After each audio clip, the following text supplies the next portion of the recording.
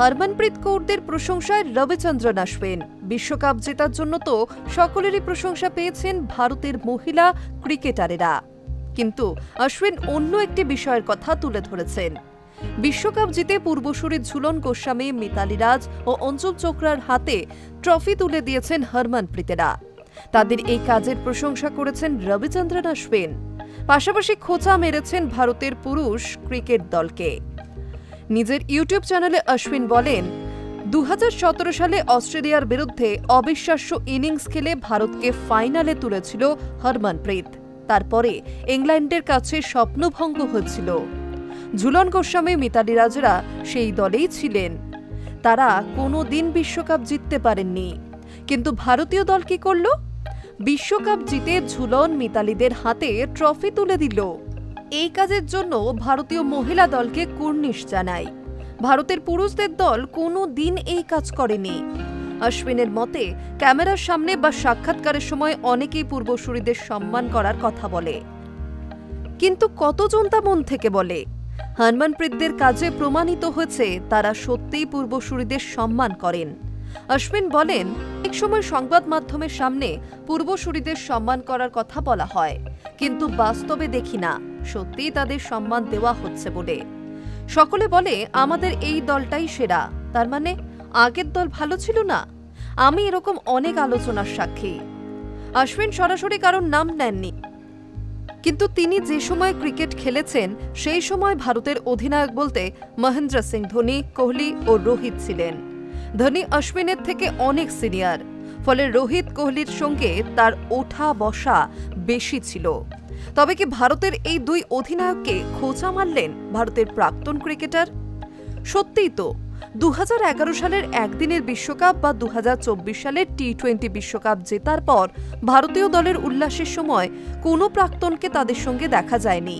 সেই কথাই বলতে চাইলেন অশ্বিন। রবিবার রাতে DY পাতিল স্টেডিয়ামে দক্ষিণ আফ্রিকাকে হারিয়ে বিশ্বকাপ ট্রফি জিতে তখন মাঠ প্রদক্ষিণ করছেন ভারতীয় ক্রিকেটারেরা। তাদের সঙ্গে দলের সাপোর্ট স্টাফ ছাড়াও রয়েছেন পরিবারের সদস্যরা। মাঠের একদিকে সম্প্রচারকারী চ্যানেলে কথা বলছিলেন ঝুলন, তাকে ডেকে নেন হরমনপ্রীতরা। দলের সঙ্গে উল্লাসে মাতেন ঝুলন, তোলেন ট্রফি। খেলোয়াড় জীবনে দুবার বিশ্বকাপ ফাইনালে হারতে হয়েছিল ঝুলনকে। হরমনপ্রীতদের মধ্যে দিয়ে সেই অধরা স্বপ্ন পূরণ হয়েছে ভারতের প্রাক্তন অধিনায়কের। ভারতের মহিলাদের ক্রিকেট ইতিহাসে বাংলার ঝুলনের অবদান কম নয়। এখনো একদিনের ক্রিকেটে বিশ্বের সর্বাধিক উইকেটের মালকিন চাকদহ এক্সপ্রেস, কিন্তু বিশ্বকাপ জিততে পারেননি তিনি। সেই আক্ষেপ কিছুটা হলেও পূরণ হয়েছে। ভারত বিশ্বকাপ জেতার পর ঝুলনের গলায় ঝরে পড়ছিল আবেগ। বোঝা যাচ্ছিল হরমনপ্রীতদের এই জয়ে কতটা উত্তেজিত তিনি। এই উত্তেজনার বাঁধ ভাঙল ভারতের উল্লাসের সময়। হরমনপ্রীতদের ডাকে তাদের মাঝে যান ঝুলন। একে একে স্মৃতিমন্ধনা, জেমাইমা রদ্রিগেজরা জড়িয়ে ধরেন তাকে। ঝুলনের হাতে দেওয়া হয় সেই ট্রফি, যে ট্রফির 7 খেলোয়াড় হিসেবে পাননি, সেই ট্রফি তোলেন তিনি। তারপরেই দেখা যায় হরমনপ্রীত এসে তাকে জড়িয়ে ধরেছেন। দুজনের সম্পর্ক খুব ভালো ছিল, অনেকদিন একসঙ্গে খেলেছেন।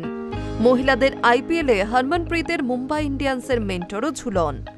হরমন জড়িয়ে ধরার পর আবেগ ধরে রাখতে পারেননি ঝুলন গোস্বামী, কেঁদে ফেলেন। হরমনও তাকে জড়িয়ে ধরে কাঁদেন। পরে ঝুলন জানান কেন এতটা আবেগপ্রবণ হয়ে পড়েছেন তিনি বলেন, 2022 সালের বিশ্বকাপ থেকে বিদায় নেবার পর হরমন ও স্মৃতি আমার ঘরে এসেছিল। ওরা বলেছিল 2025 সালে তুমি খেলবে কিনা জানি না, তবে একটা কথা বলতে চাই, সেবার আমরা বিশ্বকাপ জিতবই। 2 সপ্তাহ আগেই ওদের সঙ্গে কথা হয়েছে। ওরা বলেছে তোমার জন্যই বিশ্বকাপ জিততে চাই। ওরা সেটা করেওছে। সেই কারণে নিজেকে আর ধরে রাখতে পারিনি।